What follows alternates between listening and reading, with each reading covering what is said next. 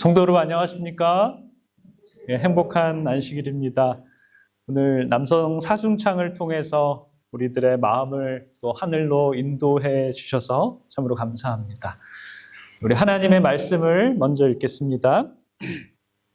사사기 16장 15절과 16절입니다. 드릴라가 삼손에게 이르되 당신의 마음이 내게 있지 아니하면서 당신이 어찌를 나를 사랑한다 하느뇨. 당신이 이세 번 나를 희롱하고 당신 큰 힘이 무엇으로 말미암아 있는 것을 내게 말하지 아니하였도다 하며 날마다 그 말로 그를 재촉하여 조름에 삼손의 마음이 번뇌하여 죽을 지경이라. 오늘 말씀에 보면 삼손의 마음이 번뇌하여 죽을 지경이다라고 이렇게 말했습니다. 여러분, 우리가 습관적으로 이렇게 살다 보면 정말 살만 난다 라는 말보다 아이고 죽겠다 라는 말을 더 많이 하지 않으십니까? 이 말씀을 보면 요즘 그러한 상황에 딱 맞지 않나라는 생각이 듭니다. 요즘 사람들의 말을 보면 이 죽겠다라는 말이 입에 붙어 삽니다. 더워서 죽겠고, 추워서 죽겠고, 세상 소식이 시끄러워 죽겠고, 마음이 복잡해서 죽겠다라고 하는 말 여러분 많이 듣죠? 또 어떤 분들은 심심해 죽겠다라고 하는 분들도 있습니다. 성경은 이런 상태를 정확히 이렇게 표현을 하면서 삼손의 마음이 번뇌하여 죽을 지경이라라고 이렇게 얘기합니다. 여러분, 이 삼손의 마음처럼 정말 죽겠다라고 생각한 적 있으십니까? 저는 고등학교 1학년 때 정말 그랬던 것 같은데요. 저희가 이제 고등학교 1학년 때 고등학교를 다니면서 저희 집에 이제 작은 이 주택에서 살고 있었는데 한국에는 이 전세 제도가 있잖아요. 그래서 항상 저희 집에는 저희 아래층에 누군가가 살고 있었던 것 같아요. 근데 늘 조용했는데 어느 날 한 60대쯤 되시는 부부가 이사를 오셨습니다. 저도 그분들을 만났는데 처음에 이제 오시면서 이제 인사를 하고 저도 이제 악수까지 했어요. 굉장히 점잖으신 분들이구나라고 이렇게 생각을 했습니다. 그리고 참 새를 잘 들어오셨다라고 생각하고 있는 그 다음 날부터 무슨 일이 있었냐면 이분들이 자녀가 없는 중년 부부였는데 이사 온 다음 날부터 시작을 해서 부부싸움이 끊이질 않는 거예요. 정말 그렇게 많이 싸움을 하시는 분들은 제가 처음 봤다라는 생각을 들을 정도로 하루에 몇 번 싸우나 제가 한번 세봤어요. 제일 많이 싸운 날이 한 13번 싸웠어요. 일요일 날이었는데 아침부터 시작돼가지고 1시간에 한 번씩 막 저녁까지 계속 싸우시는 거예요. 제가 이제 공교롭게도 그분들 사시는 바로 밑방에서 제가 늘 공부를 하는데 이거는 그분들이 이사 오고 난 다음부터 6개월 동안 제가 공부를 제대로 한 적이 없어요.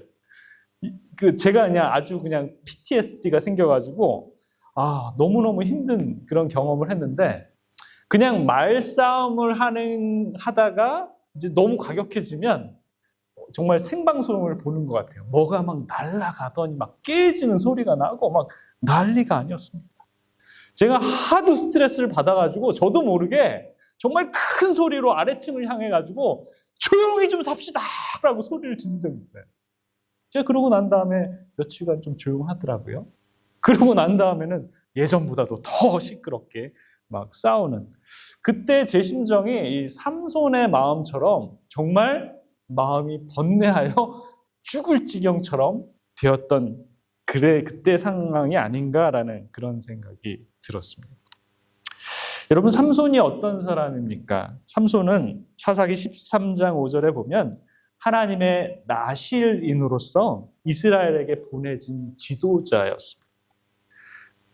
사사는 이 지도자도 군대를 이끌고 이 백성들의 분쟁을 조정하는 그런 지도자 역할을 하면서 이 삼손이 그런 역할을 하는 사람으로 선택이 되었습니다. 그는 백성을 이끌고 전투를 나가진 않았지만 혼자 힘으로 블레셋의 군대를 격퇴합니다. 나귀뼈 하나로 몇 명을 상대했어요? 1000명을 죽였습니다. 정말 힘 좋고 성령 충만한 그런 부모를 가지고 있던 그런 민족적 영웅이었고요. 이스라엘의 사사인, 그가 남들보다 더 훨씬 많은 이 달란트를 소유하고 이 남들의 부러움을 독차지하는 그런 사람이었습니다. 그런 그가 왜 마음이 번뇌하여 죽을 지경이 되었을까요? 자, 이 표현을 보면 이 사사기 16장 16절에 마음이 번뇌하여 죽을 지경이다 라는 이 표현을 보면 히브리어 까자르라는 그런 단어를 사용합니다. 이 말은 단순히 이 고민을 했다라는 그런 뜻이 아니라 마음이 침착함을 완전히 잃어버린 상태다라는 그런 뜻을 가지고 있습니다. 다시 말해 이 삼손의 문제는 그의 힘이 약해졌습니까? 아니에요. 그의 힘은 여전히 강했습니다. 그의 힘이 약해진 것이 아니라 그의 마음이 무너지기 시작했다라는 것입니다. 여러분, 한번 번민을 하고 고뇌가 있으면요, 사람의 중심이 흔들립니다. 결국 옳고 그름을 분별하는 능력까지 앗아가게 됩니다. 오늘을 살아가는 저와 여러분들은 어떻습니까? 번민에 사로잡히면 여러분들의 마음의 여유가 사라지고요, 조급함이 생기고 또 낙심하게 됩니다. 설명할 수 없는 슬픔에 연달아 그런 슬픔들이 밀려오게 됩니다. 사랑하는 성도 여러분, 그때부터 정말 삶 전체가 완전히 흔들려지게 버리게 된 것입니다. 여러분들은 지금 여러분들의 마음 깊은 곳에서 어떠한 고민이 자라고 있습니까? 저에게도 그런 시절이 있었습니다. 고등학교 1학년 때 제가 바랬던 것은 딱 하나였습니다. 정말 조용히 살고 싶다라는 거예요. 하루하루 아무 일 없이 그냥 조용히 지내다가 편히 쉬고 주말에는 신앙생활하고 하나님께 예배드리고, 그러나 제 방 아래에는 하루에도 여러 번 다툼이 있고 언제 터질지 모르는 그런 소리 속에서 제 마음이 늘 긴장 상태에 놓여 있다라는 것입니다. 그때 저는 깨달았어요. 사람을 가장 지치게 만드는 것은 그 환경 그 자체보다 그 환경으로 인해서 흔들리는 제 마음이다라는 것이죠. 그렇다면 이 사사기 16장에서 이 위대한 민족의 영웅이었던 삼손은 무엇 때문에 그렇게 마음이 흔들리게 되었을까요? 무엇이 그의 마음을 정말 무너지게 만들었을까요? 삼손의 고민은 저와는 비교할 수 없는 것이었지만 결국 뿌리는 같았습니다. 그 뿌리는 그가 마음을 지키지 못했다라는 것입니다. 이 부분에 대해서 오스카 와일드라는 분은 이런 말을 합니다. 나는 모든 것에 저항할 수 있다. 단 유혹을 제외하거나. 자, 삼손을 무너뜨린 것은 무엇이었습니까? 바로 유혹이었다라는 것이죠. 그 유혹을 설명해주는 그런 목소리가 이것인데요. 삼손은 이렇게 생각했을 거예요. 여러 가지 이 드릴라랑 살면서 여러 가지 위험에 처해 있습니다.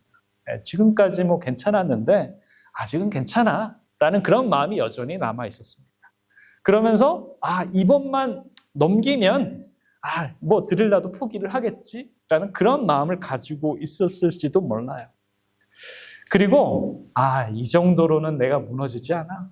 나는 다른 사람과는 다른 힘이 있는 나시린이잖아 라는 그런 마음이 있었을 겁니다. 그러나 사단은 우리를 끌어당기지 않습니다.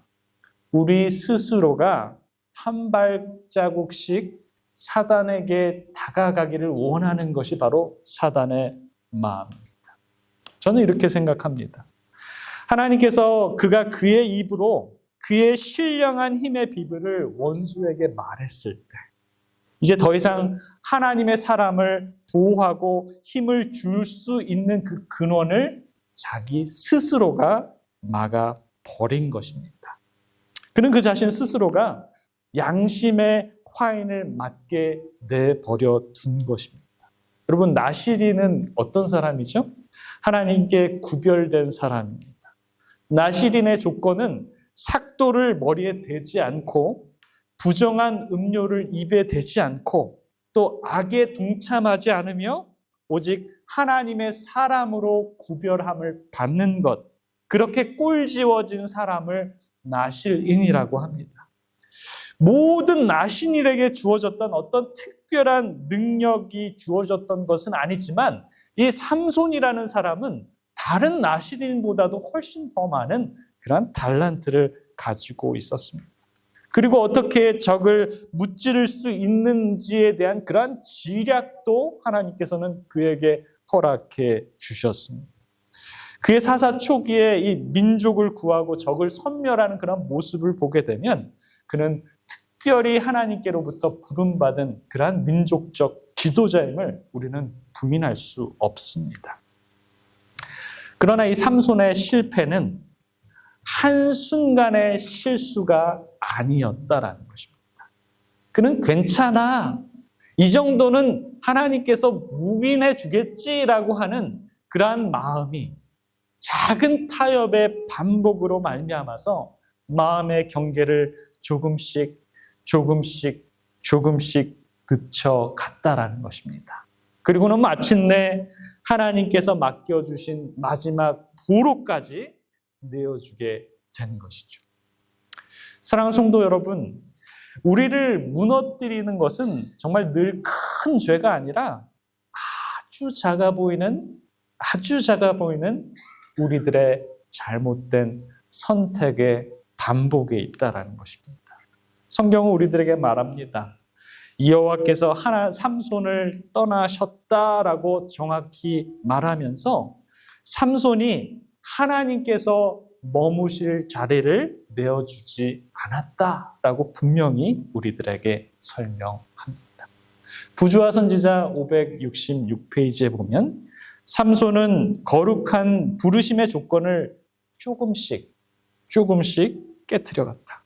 하나님께서는 오랫동안 참으셨으나 삼손이 그의 비밀을 누설할 만큼 죄악의 세력에 자신을 굴복하였을 때 여호와께서는 그를 떠나셨다. 그의 긴 머리에 효능이 있었던 것이 아니었다. 그것은 다만 하나님께 대한 그의 충성의 증거일 뿐이었다. 그리고 정욕의 방종으로 그 상징을 잃었을 때 그것이 나타내는 축복도 역시 상실되었다라고 말합니다. 사랑하는 성도 여러분, 저와 여러분들은 누구라고 합니까? 우리는 그리스도인이다라고 이렇게 얘기합니다. 우리는 특별한 하나님의 사명을 감당하는 그런 사람들입니다. 삼손의 최후의 보루였던 것을 내어줌으로 성령이 그를 떠난 것처럼 저와 여러분들의 그리스도인으로 지켜야 하는 마지막 양심은 우리는 꼭 좀 지켰으면 좋겠습니다. 여러분 그렇게 하시겠습니까? 마지막 양심 지키시겠습니까? 삼손을 한번 볼까요? 삼손이 이 마귀의 시험에 걸려 넘어졌을 때 그의 몰골은 어땠습니까? 그는 원수들에게 머리를 깎였고요. 하나님 앞에서 약속된 그 약속, 즉 머리에 삭도를 대지 않는다는 그 약속을 원수들에 의해서 강제로 깎이는 그런 비참한 모습이 되었고 그는 모든 것을 상실해 버렸습니다. 그러고 난 다음에 곧이어 그는 두 눈이 뽑히고 깜깜한 암흑 속에서 헤매이며 감옥에 갇혀 이 원수의 조롱을 받으면서 뭐를 끊임없이 돌렸어요? 맷돌을 돌리는 그런 비참한 신세로 전락하게 된 것입니다. 그의 온 영혼이 혼란스럽게 했던 그 두 눈, 그 눈 때문에 그의 영혼도 그의 민족도 어려움을 당할 수밖에 없었던 그의 두 눈이 원수들로부터 가장 먼저 빠지게 됨을 우리는 보게 됩니다. 원수는 하나님의 백성을 시험하고 유혹함으로 우리가 가지고 누리고 있는 하나님 안에서의 모든 축복과 은혜를 빼앗으려고 애쓰고 있습니다. 하나님이 주신 많은 그러한 은혜를 저와 여러분 소유하고 있지 않습니까? 이 험한 세상 중에서도 가지고 있는 그 기쁨과 평안함, 그리고 세상이 이길 수 있는 그러한 믿음과 능력, 하나님의 축복으로 말미암는 그 풍성하고 값진 우리들의 인생들. 그런데 마귀는 이 모든 은혜를 빼앗아 가려고 우리를 괴롭히고 시험하며 끊임없이 유혹하고 있다라는 것입니다. 세계 2차 대전 중에 이 스탈린그라드 전투는 인류 역사상 가장 치열했던 전투 중에 하나였습니다. 1942년 이 독일군이 도시를 거의 점령했지만 1943년 그 다음에 러시아군이 상황을 뒤집게 됩니다. 자, 이 러시아군이 독일군에게 사용한 그런 무기는 무엇이었을까요? 그들이 사용한 무기는 아주 화력이 좋은 총과 폭탄이 아니었습니다. 러시아군은 이 확성기를 통해서 끊임없이 이 낙담의 메시지를 독일군들에게 퍼뜨렸습니다. 딱 그 소리가 어떤 소리냐면 시계가 째깍 끊임없이 그 소리가 들려요. 시계 째깍 소리가 들리면서 이 전선에서 7초마다 한 명이 죽습니다. 라는 그 메시지를 끊임없이 독일군한테 보내게 됩니다. 처음에는 아무렇지 않은 듯이 이 독일군들이 무시했어요. 그러나 점점 그 소리를 들으면서 마음속으로 낙담이 쌓여갔습니다. 그 결과 독일군은 싸울 힘보다 먼저 마음이 무너졌고 결국 9만 명이 항복을 하게 됩니다. 전쟁에서 가장 먼저 무너진 것은 그들의 무기가 아니라 사람의 마음이었습니다. 낙담하는 그런 말은 우리의 삶에 강력한 영향을 주게 됩니다. 결국 이 부정적인 생각만으로도 우리의 영혼은 무너뜨릴 수가 있습니다. 한번 상상해 보세요. 여러분들에게 누군가가 이 낙담의 말을 한마디 이렇게 딱 던지면 그러면 아무렇지도 않다가도 은연중에 그 생각이 나게 됩니다. 그러면서 잠시 멈추게 되고 의기소침해지고 내가 정말 그런 사람인가?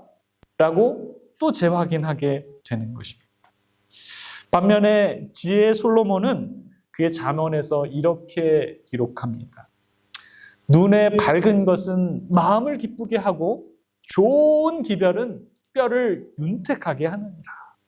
자, 긍정적인 생각과 올바른 판단력만으로도 우리의 영적인 건강을 이루는 그런 발판을 이룰 수 있다라고 이렇게 얘기합니다. 사랑하는 성도 여러분, 요즘 우리는 어떤 소문에 귀를 기울이고 살아갑니까? 무엇이 우리의 마음을 가게 만들고 또 누구의 말을 가장 자주 듣게 됩니까? 여러분 심심하시면 셀폰으로 뭘 보십니까? 유튜브를 나도 모르게 은연중에 켤 때가 있습니다. 이 유튜브 하나만 켜도 세상이 돌아가는 그런 모든 소문들을 이렇게 알게 돼요. 집안에 앉아서 우리는 한눈에 세상 돌아가는 걸 다 볼 수 있는 그런 세상에 살아갑니다. 어쩌면 우리는 하루 종일 세상의 목소리에 우리가 잠겨 살아갈 수도 있다라는 것입니다. 그러나 문제는 그 정보 그 자체가 아닙니다. 그 정보가 우리의 마음을 어디로 끌고 가느냐가 그것이 진짜 문제입니다. 그래서 우리 주님은 우리들에게 묻습니다. 내 부물은 어디에 있느냐? 내 마음은 지금 어디를 향해서 달려가고 있느냐라고 우리들에게 끊임없이 질문을 하십니다. 우리는 생업을 하면서 살아가지만 과연 우리의 마음은, 저와 여러분들의 마음은 무엇으로 채워져 가고 있습니까? 우리의 마음은 하나님의 말씀으로, 하나님의 은혜로 채워지고 있습니까? 아니면 세상적인 그런 소문과 낙담하는, 전율하는 그런 무서운 외침으로 우리의 마음이 채워지고 있습니까? 하루 24시간 우리의 마음은 무엇으로 채워지고 있는지 한 번쯤 정직하게 한번 돌아갈 필요가 있는 것 같습니다. 성경은 우리들에게 이렇게 말합니다. 누가복음 6장 45절에 보면 선한 사람은 마음에 쌓은 선에서 선을 내고 악한 자는 그 쌓은 악에서 악을 내나니 이는 마음에 가득한 것을 입으로 말함이니라 라고 이렇게 말씀합니다. 사랑하는 성도 여러분, 사단은 우리가 생각하는 것보다 훨씬 더 교묘합니다. 그가 얼마나 교묘하냐면 하늘 천사 3분의 1을 꼬드겨가지고 자기 편으로 만든 그러한 존재입니다. 지금 이 순간도 하나님의 백성이 유혹될 수 있는 것이라면 저와 여러분들에게 무엇을 해서라도 우리들의 마음을 뺏어오려고 노력하는 존재가 바로 사단입니다. 우리는 그것을 결코 가볍게 여겨선 안 됩니다. 그러나 사도 바울은 빌립보서 4장 8절에 이렇게 증언합니다. 정말로 형제들아 무엇에든지 참되며 무엇에든지 경건하며 무엇에든지 옳으며 무엇에든지 정결하며 무엇에든지 사랑할 만하며 무엇에든지 칭찬할 만하며 무슨 덕이 있든지 무슨 기림이 있든지 이것을 생각하라 라고 이렇게 말합니다. 부정적인 말이나 이 나쁜 것을 보고 듣는 적에게 항복하지 말라라고 이렇게 말합니다. 반면에 우리는 긍정적으로 생각하고 하나님께서 우리에게 주시는 믿음과 은혜 안에서 끝까지 붙어 있기를 원하는 것이 우리 사도 바울의 마음입니다. 9절에 보면 너희는 내게 배우고 받고 듣고 본 바를 행하라. 그리하면 평강의 하나님이 너희와 함께 계시리라. 자, 사랑하는 성도 여러분, 이제 우리는 선택을 해야 될 때입니다. 세상에 유혹되어 무엇이 옳고 무엇이 그른지 스스로 판단할 수 없을 때 부정적인 말들과 악에 유혹되어서 우리의 최후의 보루까지도 내어주는 양심의 화인 맞고 하나님 영이 우리들에게서 둘려서 보호하던 그런 보호, 마지막 보호의 장막까지 삼손이 이렇게 허락해서 그의 말로가 정말 초라했던 것처럼 우리는 그러한 삶을 살 것인지 아니면 사도 바울 선생님의 권면을 상기하여 그분에게 배우고 듣고 본 바 우리가 지금까지 하나님의 백성으로 살면서 성경에 또 이 영감의 글로 말미암아서 우리는 영향을 받아서 하나님의 그 옳은 길로 인도되는 그러한 영향으로 우리가 살 것인지 저와 여러분들은 어느 편에 과연 서 계시겠습니까? 어느 나라에 이 젊은 왕이 예쁜 왕비를 맞이했어요. 너무너무 기뻤습니다. 정말 그 1년을 같이 살았는데 너무너무 행복했어요. 그러나 갑자기 그 젊은 왕비가 불행히도 1년 만에 아무도 알지 못하는 그런 병 때문에 세상을 등지게 되었습니다. 그래서 왕은 내가 사랑했던 그 왕비를 위해서 너무나 슬픔에 젖은 그 왕은 정말 이 왕비를 위해서 내가 이 세상에서 가장 아름다운 장식물을 그 무덤 근처에 꾸미기 시작했습니다. 여러분 여기 가보셨습니까? 여기가 이 프랑스에 있는 이 베르사유 궁전인데 가보셨습니까? 안 가보셨어요? 한번 꼭 다녀오세요. 여기가 왕이 왕비를 위해서 꾸며놓은 가장 아름다운 궁전인데 제가 거기 갔다가 놀랐어요. 아, 이렇게 세상에 아름다운 데서 살면 얼마나 행복할까? 아마 그 왕이 그런 마음으로 이렇게 아름답게 그 왕비를 위해서 정말 아름답게 꾸몄어요. 장식뿐 아니라 왕비를 만나러 가기 위해 이 쉴만한 안식처를 마련하고 이 왕비의 무덤을 찾아올 때마다 정말 기쁨이 더해졌습니다. 그래서 왕의 신하들은 왕이 정말 기뻐하는 걸 보더니 더 아름답게 꾸미게 되었어요. 그 후에 이 3년이 지났는데 어느 날 가보니 왕비의 무덤 주위에 너무나 아름답고 멋진 공원이 조성되어 있었습니다. 그런데 왕비의 무덤은 주변의 경관들에 비하면 어떻게 돼요? 너무 초라하게 볼품없이 느껴지게 된 것입니다.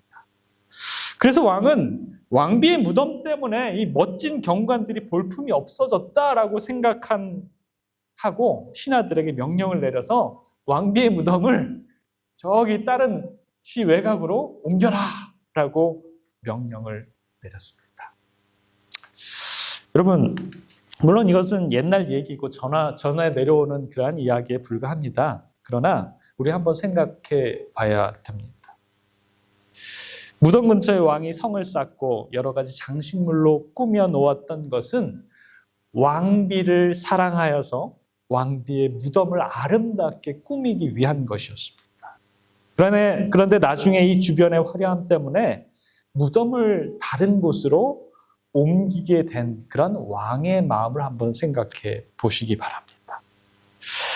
사랑하는 성도 여러분, 저와 여러분들이 처음에 예수님을 만나고 믿기 시작했을 때 우리는 정말 어땠습니까? 정말 순수하고 진실하고 뜨거움이 있지 않았습니까? 예수님 때문에 모든 것이 귀해 보이고 예수님이 우리의 전부였습니다. 그러나 이 믿음의 길을 걷다 보니까 주변이 화려해지고 그 화려함 속에서 주님의 중심에서 밀려나왔던 그러한 순간들을 우리는 서서히 조금씩 허용하고 있는 우리의 모습을 여러분 한번 생각해 보시기 않겠습니까? 우리의 중심이 반드시 있어야 할 분은 바로 예수 그리스도이신데 우리는 오늘부터 우리는 무엇을 생각할지, 무엇을 우리의 마음에 두어야 될지를 다시 한번 우리의 마음을 한번 살펴보길 원합니다. 우리의 주인 되시고 우리의 중심 되시는 예수 그리스도를 사모해서 우리의 마음에 모시고 있는지 그러한 영적인 결단을 내리는 저와 여러분들이 되시기를 간절히 기원합니다. 우리는 삼손의 과오를 보게 됩니다. 그는 정말 너무너무 능력 있는 그러한 탁월한 사이사이고 지도자였지만 그가 자신의 사명을 망각했을 때 한 가지씩 내어주는 그런 과오를 범하게 됩니다. 사랑하는 성도 여러분, 우리 마리에타 믿음의 성도들은 그러한 과오를 범하지 마시고 우리의 중심이신 예수님을 우리의 마음 가운데 꼭 모시는 이 안식일 되시길 바라면서 말씀을 마치겠습니다. 아멘.